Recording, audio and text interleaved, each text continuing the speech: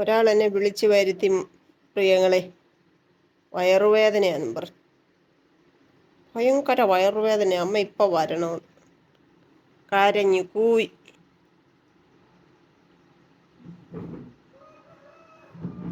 ഇപ്പം മാറിയോ വേദന?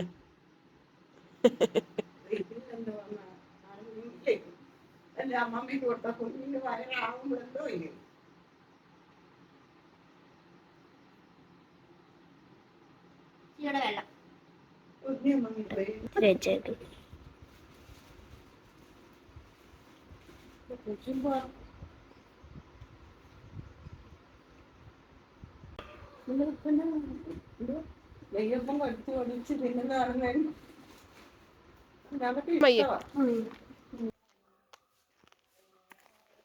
ഇങ്ങനെ ഓരോ ഫാനിടുക ലൈറ്റിടുക ഇറങ്ങിപ്പോ. ചക്ക പഴുത്തൊന്നുമില്ല.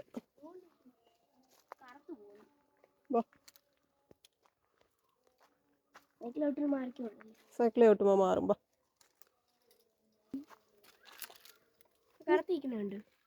അയ്യോ ശരി. അമ്മ ചക്ക വിളഞ്ഞു നിൽക്കുന്ന അമ്മ കണ്ടില്ലേ?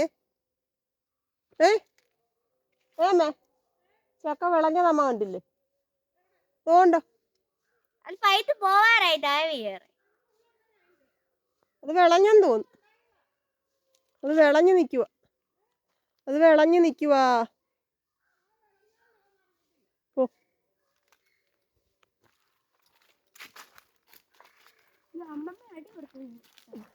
പ്ലാവിന്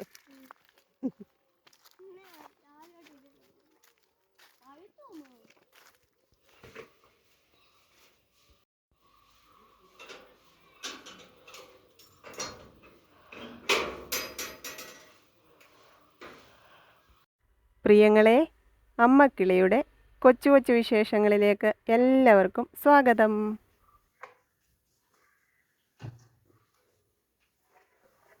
കൊച്ചോളും ഞാനും കൂടെ രാവിലെ പോയത്. നമുക്ക് തങ്കയങ്കി ഘോഷയാത്ര വരും. അപ്പം എല്ലാ വർഷവും അവർ ഘോഷയാത്രയ്ക്ക് തങ്കയങ്കി വരുമ്പോൾ അവർ മാല ഇടാറുണ്ട്. അപ്പോൾ ഇപ്രാവശ്യം അവരുടെ അവിടെ റോഡ് പണി ആയതുകൊണ്ട് വേറെ എങ്ങോട്ടൊക്കെയോ ആണ് പോകുന്നത്. അപ്പോൾ അത് കാണണമെന്നൊക്കെ പറഞ്ഞാൽ ഇന്ന് പുള്ളിക്കാരി പോയതാണ്. പക്ഷെ അത് നാളെയാണ് വരുന്നത്. അപ്പോൾ നാളെ അത് കണ്ട് മാല ചാർത്തിയിട്ട് മിക്കവാറും നാളെ വൈകിട്ടത്തേക്ക് വരുമെന്ന് വിചാരിക്കുന്നു. മറ്റന്നാളല്ലേ ക്രിസ്തുമസ്. അപ്പോൾ അല്ലെന്നുണ്ടെങ്കിൽ പിന്നെ ക്രിസ്മസ് കഴിഞ്ഞേ പോകത്തുള്ളായിരുന്നേ. അപ്പോൾ അതുകൊണ്ട് രാവിലെ എൻ്റെ കൂടെ വന്നു. ഞാൻ ടൗണിലോട്ട് വിട്ടു. പിന്നെ ചിപ്പിക്ക് ക്രിസ്മസിന് ഡ്യൂട്ടി ഉണ്ട്. അതുകൊണ്ട് അവൾക്ക് വരാൻ പറ്റുമെന്ന് എനിക്ക് അറിഞ്ഞൂടാ. പിന്നെ വൈകിട്ട് കുറച്ച് നേരം ഡ്യൂട്ടി കഴിഞ്ഞ് ഇവിടെ വരാമെന്ന് വിചാരിച്ചിരിക്കും. പിന്നെ ഇങ്ങോട്ട് ബസ്സിൻ്റെ സൗകര്യം വിചാരിച്ചാൽ എനിക്ക് അറിഞ്ഞുകൂടാ. അതൊന്നും തീരുമാനമായില്ല. ചിപ്പിയുടെ കാര്യം അറിഞ്ഞുകൂടാ കേട്ടോ. അങ്ങോട്ടാണെന്നുണ്ടെങ്കിൽ അവർ താമസിക്കുന്നിടത്തോട്ടാണ് എപ്പോഴും അങ്ങോട്ടും ഇങ്ങോട്ടും എല്ലാം ഇഷ്ടംപോലെ ബസ്സുകൾ, മിനിറ്റിന് ബസ്സുണ്ട്. പക്ഷെ നമുക്ക് ഇവിടെ അങ്ങനെയല്ല. ഇവിടെ സമയമുണ്ട്. ആ സമയത്തനുസരിച്ചേ ബസ്സുള്ളൂ. അതുകൊണ്ട് എങ്ങനെയാ വരുമോ വരാൻ പറ്റുമോ ഒന്നും അറിഞ്ഞുകൂടാ. മാമിയും കൊച്ചോളും മാമനും വരും. മാമ ക്രിസ്മസിൻ്റെ അന്ന് വരുമായിരിക്കും. പിന്നെ വേറെ എന്താണ്, ഇന്നായിരുന്നു ജാനിക്കുട്ടിയുടെ സ്കൂളിലെ പ്രോഗ്രാമൊക്കെ.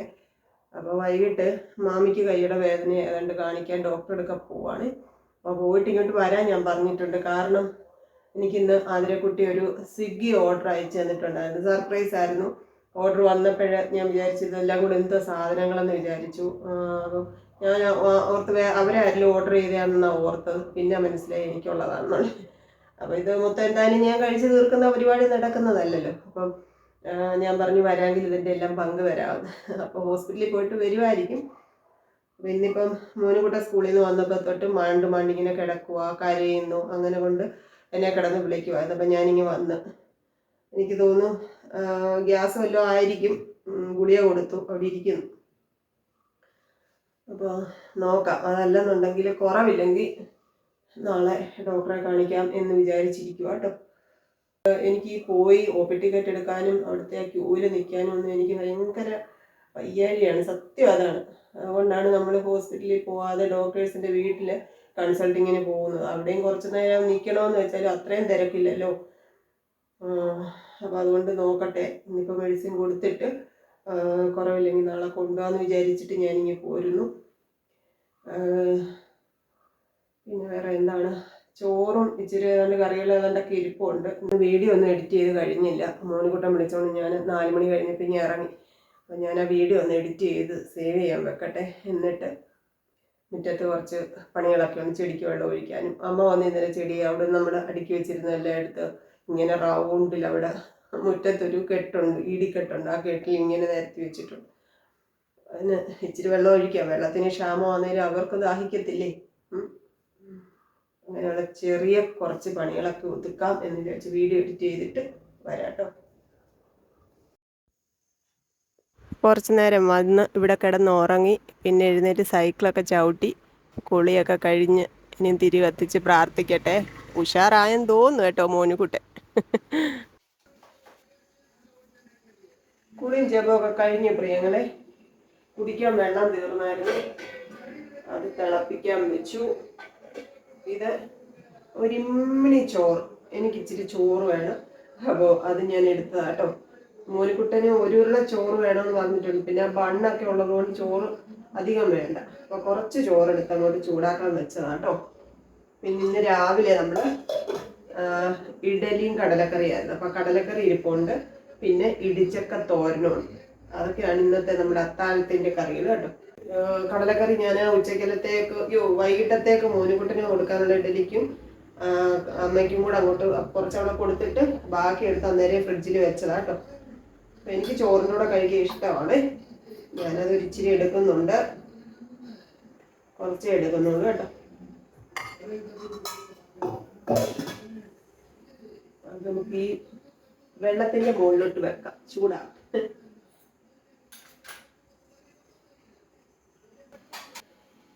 ചോറൊക്കെ വാർത്തിട്ട് കേട്ടോ. ലോങ് വീഡിയോ എഡിറ്റ് ചെയ്ത് സേവ് ചെയ്യാൻ വെച്ചേക്കും. അതുകൊണ്ടാണ് ഇന്നധികം ഫോണിനകത്ത് വീഡിയോ ഒന്നും എടുക്കാഞ്ഞത്. പിന്നെ ഞാൻ അതിൻ്റെ ഇടയ്ക്ക് ഒരുപാട് എനിക്ക് എൻ്റെ മനസ്സിൽ തട്ടിയ ഒരു സംഭവം ഉണ്ടായി കേട്ടോ. വേറൊന്നുമല്ല, ഞാൻ ഇന്ന് അങ്ങനെ ഇരുന്നപ്പോൾ ഉണ്ടല്ലോ, ഒരു ഇൻഷുറൻസ് ഏജൻറ്റ്, മെഡിക്കൽ ഇൻഷുറൻസ് ഒക്കെ എടുക്കുന്ന ഏജൻറ്റുമാരില്ലേ, അങ്ങനെ ഒരാൾ വന്ന് ഷോപ്പിൽ. അപ്പോൾ ഈ വന്ന ആളിൻ്റെ ആ ഇൻഷുറൻസിൻ്റെ ഡീറ്റെയിൽസ് ഒക്കെ ഉള്ള ഒരു ബ്രോഷറൊക്കെ ഉണ്ട്. അതൊക്കെ എൻ്റെ കൊണ്ട് തന്നു. അപ്പോൾ ഞാൻ പറഞ്ഞു പറഞ്ഞേക്കാമെന്ന് പറഞ്ഞു. ഓണർ എന്തെങ്കിലും ചോദിച്ചപ്പോൾ ഞാൻ പറഞ്ഞു ഇവിടെ ഇല്ല, വരുമ്പോൾ ഞാൻ പറയാമെന്ന് പറഞ്ഞു. അപ്പോൾ എന്നോട് ചോദിച്ചു എനിക്ക് ഇൻഷുറൻസ് ഉണ്ടോ എന്ന് ചോദിച്ചു. അപ്പം ഞാൻ പറഞ്ഞു ഇല്ല, എടുത്തിട്ടില്ല എന്ന് പറഞ്ഞു. അപ്പോൾ എന്നോട് പറഞ്ഞു മെഡിക്കൽ ഫീൽഡിലായിട്ട് ഇൻഷുറൻസ് എടുക്കാത്തത് എന്താണ്, അതിനെപ്പറ്റിയൊക്കെ അറിയാവുന്നവരല്ലേ എന്ന് ചോദിച്ചു. അപ്പം ഞാൻ പറഞ്ഞു അറിയാം, പക്ഷേ എനിക്ക് ഇൻഷുറൻസ് കിട്ടത്തില്ലെന്ന് പറഞ്ഞു. അപ്പം ഇൻഷുറൻസ് കിട്ടാത്ത കാറ്റഗറിയിലുള്ള ആളാണ്, ഞാൻ അതേപ്പറ്റി അന്വേഷിച്ചതാണെന്ന് പറഞ്ഞു. അപ്പോൾ എന്നോട് ചോദിച്ചാൽ എന്താന്ന്, ഞാൻ പറഞ്ഞു ഇതുപോലെ ക്യാൻസർ ട്രീറ്റ്മെൻറ്റ് കഴിഞ്ഞ ആളാണ്, അതുകൊണ്ട് എനിക്ക് അങ്ങനെ കിട്ടത്തില്ലെന്നാണ് ഞാൻ അന്വേഷിച്ച ഇൻഷുറൻസ് കമ്പനി പറഞ്ഞത്. അപ്പം ഈ കാര്യം പറഞ്ഞു കഴിഞ്ഞപ്പോഴത്തേക്കും പുള്ളിയുടെ മുഖം അങ്ങ് മാറി, മൂഡ് ഓഫ് ആയതുപോലായി കേട്ടോ. അപ്പോൾ എന്നോട് പറഞ്ഞു അവിടുത്തെ ഷോപ്പിലെ കോൺടാക്ട് നമ്പർ കൊടുക്കാവോ, അദ്ദേഹത്തെ വിളിച്ചിട്ട് വേണമെന്നുണ്ടെങ്കിൽ എടുക്കാൻ, എല്ലായിടത്തും ഇങ്ങനെ നമ്പർ വാങ്ങിക്കുന്നുണ്ട്, ഞങ്ങൾക്ക് എൻക്വയറി ചെയ്യാൻ വേണ്ടിയിട്ടാണെന്നൊക്കെ പറഞ്ഞിട്ട് ഞാൻ കടയിലെ നമ്പർ കൊടുത്തു, കടയുടെ പേരും ഒക്കെ പറഞ്ഞു കൊടുത്ത് പുള്ളി അതൊക്കെ എഴുതി. പിന്നെ പുള്ളി എന്നോട് ഡീറ്റെയിൽ ആയിട്ട് ഒരു വകയും ചോദിച്ചില്ല. പക്ഷെ പുള്ളിയുടെ മുഖത്ത് പുള്ളി അങ്ങ് ആകെപ്പാടെ അങ്ങ് മൂഡ് ഓഫ് ആയതുപോലെ എനിക്ക് തോന്നി. എന്നിട്ട് നമ്പറൊക്കെ വാങ്ങിച്ച് പുള്ളി അങ്ങ് ഇറങ്ങിപ്പോയി. ഞാൻ പുള്ളിയെ കൊണ്ടുവന്ന് ഒരു കെട്ട് ബ്രോഷറുണ്ട്, അത് അവിടെ വെച്ചിട്ട് അങ്ങ് ഇറങ്ങിപ്പോയി കേട്ടോ. അപ്പം ഞാൻ വിളിച്ചപ്പോൾ വന്നത് എടുത്തന്നേരം എന്നോട് പറഞ്ഞു പെട്ടെന്ന് അത് കേട്ടപ്പം എന്തോ ഒരു ഇമോഷണൽ ആയതുപോലെ, അതുകൊണ്ട് ഞാൻ ഇതങ്ങ് മറന്നുപോയെന്ന് പറഞ്ഞു. അതായത് ഞാനൊരു ഏജന്റാണ്, എനിക്ക് അതിനകത്തൊന്നും ചെയ്യാൻ പറ്റുന്നില്ല, അവരുടെ കുറച്ച് പോളിസികളുണ്ട്, അതനുസരിച്ചാണല്ലോ ചെയ്യാൻ പറ്റുമായിരുന്നെങ്കിൽ എന്തെങ്കിലും ചെയ്തു തരായിരുന്നു എന്ന് പറഞ്ഞിട്ട് പോയി. ഞാൻ പറഞ്ഞു കുഴപ്പമൊന്നുമില്ല, അതിപ്പോൾ നമ്മൾ ഒരാൾക്ക് വേണ്ടിയിട്ട് അങ്ങനെയുള്ള കാര്യങ്ങൾ മാറ്റി മറിക്കാൻ പറ്റും. അപ്പോൾ എന്നിട്ട് പുള്ളി ഞാൻ അന്നേരം ഓർത്ത കാര്യം എന്താണെന്നറിയാം, വേറെ ഒരാളെന്നെ മുൻപരിചയമില്ല, യാതൊരു മുൻപരിചയമില്ലാത്ത ഒരു വ്യക്തിയായിട്ട് പോലും നമ്മുടെ ഒരു ലൈഫിൽ ഇങ്ങനെയുള്ള ഒരു ട്രാജഡി ഉണ്ടായി എന്നുള്ളത് പുള്ളിക്കത് വിഷമം ഉണ്ടാക്കി. അപ്പം അത് ചിലർക്ക് മാത്രമേ അങ്ങനെ തോന്നത്തുള്ളൂ കേട്ടോ. നമ്മളിപ്പം നമ്മുടെ അത്രയും വേദനകളോ കണ്ണുനീരോ കാണിച്ചാൽ പോലും ചിലർക്കൊരു മനസ്സലിവോ സ്നേഹമോ ഒരു മനസാക്ഷിയോ തോന്നാത്ത വ്യക്തികളുടെ ഒരു ലോകത്താണ് നമ്മൾ ജീവിക്കുന്നത്. അങ്ങനെയുള്ളിടത്ത് ഇങ്ങനെയും ചില മനുഷ്യർ അവശേഷിക്കുന്നു എന്നുള്ളത് വലിയ സന്തോഷം തോന്നി എനിക്ക്. പെട്ടെന്ന് വേറൊരാളുടെ സങ്കടം കേട്ട് മനസ്സലിയുന്നത് നമുക്ക് ദോഷമാണ് ഒരു പരിധി വരെ. നമ്മൾ ഇപ്പോൾ ഒരു സഹായം ചോദിച്ചു വരുന്നവരിൽ പോലും നമ്മളെ ചതിക്കുന്നവരുണ്ടാവും. അങ്ങനെയൊക്കെയുള്ള കാര്യങ്ങൾ വരുമ്പം അതൊരു നെഗറ്റീവാണ്. പക്ഷേ സെൽഫിഷ് ആയിട്ടുള്ള ഒരു ലോകത്ത് ഇങ്ങനെ ചില മനുഷ്യരെയും ദൈവം അങ്ങനെയൊക്കെ അവശേഷിപ്പിച്ചിട്ടുണ്ട്. ചിലർക്ക് മാത്രം അങ്ങനെയൊക്കെ ഫീൽ ആവുള്ളൂ, വേറെ ഒരാളുടെ വിഷമം കേൾക്കുമ്പോൾ ഫീൽ ആവുള്ളൂ, അത് മനസ്സിൽ കൊള്ളുകയുള്ളൂ. ചിലർക്ക് അത് എല്ലാവരുടെയും കാര്യമല്ലേ, അവരുടെ കാര്യമല്ലേ, എനിക്ക് എന്താ പ്രശ്നം എന്നുള്ള രീതിയിൽ മൈൻഡ് ചെയ്യാത്തവരും ഉണ്ട്. അങ്ങനെയുള്ളവരാണ് കൂടുതലും. ഇന്നത് അങ്ങനെ ഒരു സംഭവം ഉണ്ടായപ്പോൾ ഞാനതിൻ്റെ പ്രിയങ്ങളോട് ഷെയർ ചെയ്തതേ ഉള്ളൂ. അങ്ങനെയുള്ളവരെ നിങ്ങളധികം കാണാറുണ്ടോ? നിങ്ങൾ സെൽഫിഷ് ആയിട്ടുള്ളവരെയാണോ കൂടുതൽ കാണുന്നത്? നിങ്ങളുടെ അനുഭവം എന്താണെന്നുള്ളത് കമൻറ്റ് ചെയ്യട്ടോ. ഉറങ്ങുവാന്നോ? കഴിക്കാം, 8 മണിയായി. വാ വാ പൊന്നു.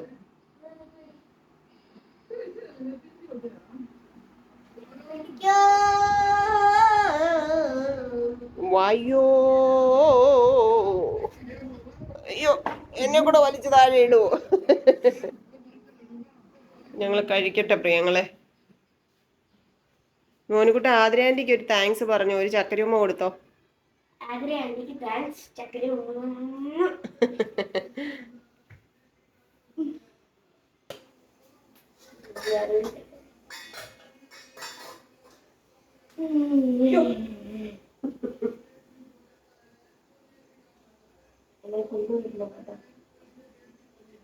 നാളെ ജാനിക്കുട്ടിയുടെ സ്കൂൾ അടച്ചു. ഇന്ന് ഞാൻ എൻ്റെ മോനുകുട്ടൻ്റെ ഒരു വീഡിയോ സ്റ്റാറ്റസ് ഇട്ടിട്ടുണ്ടായിരുന്നു വാട്സപ്പിലാട്ടോ. എന്തുവാന്നറിയോ, പ്രാർത്ഥിക്കുക. ഒരു 3 വയസ്സുണ്ട് അന്നേരത്തെ പ്രാർത്ഥന നിങ്ങളൊന്ന് കാണേണ്ടത്. അങ്ങനെ കുറേ വീഡിയോസ് ഉണ്ട്, നിങ്ങൾ എപ്പോഴെങ്കിലുമൊക്കെ ഷെയർ ചെയ്യാം വിചാരിക്കുന്നതാണ്. പക്ഷെ അത് എഡിറ്റ് ചെയ്യാനുള്ള ഒരു സാവകാശവും സമയവും കിട്ടാത്തതുകൊണ്ടാണ് കേട്ടോ. മോനുകുട്ടനെ ഇഷ്ടപ്പെടുന്ന എത്രയോ പേരുണ്ട്, അവർക്ക് വേണ്ടിയിട്ട് എപ്പോഴെങ്കിലുമൊക്കെ ഷെയർ ചെയ്യാം.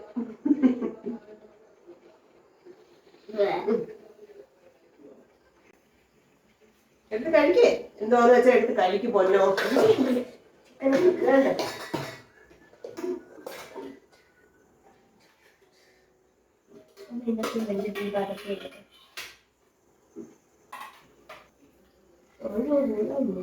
കടല വേണ്ട, കടല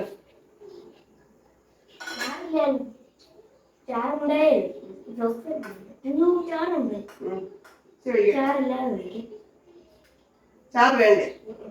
കടല മതി. കഴിച്ചിട്ട് വരാം. Good night.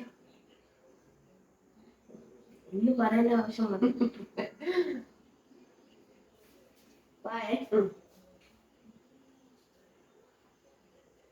ഫ്രഞ്ച് ഫ്രൈസ് മൊത്തം ഞാൻ കഴിച്ചു കേട്ടോ. ഞാൻ തന്നെയല്ല, അതാണ് ഞാൻ ഏറെ കഴിച്ചത്.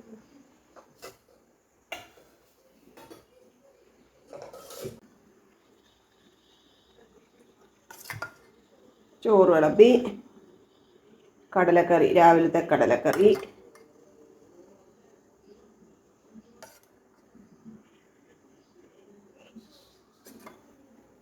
പിന്നെന്തേ KFC ഉണ്ട്, ഞാൻ എടുക്കുന്നില്ല കേട്ടോ. മോനുകുട്ടനും ഒരു ചെറിയ പീസ് മാത്രമേ എടുത്തിട്ടുള്ളൂ.